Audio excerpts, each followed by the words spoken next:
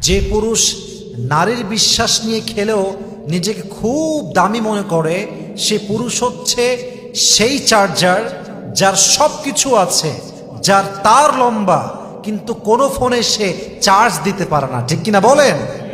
এই পুরুষ হচ্ছে সেই পুরুষ, যে পুরুষ হচ্ছে সেই লিফটের মতো, যে লিফটে সুইচও আছে, বাটনও আছে, কিন্তু সেই লিফটটা উঁচুতেও যায় না, নিচুতেও যায় না। ঠিক কিনা বলেন?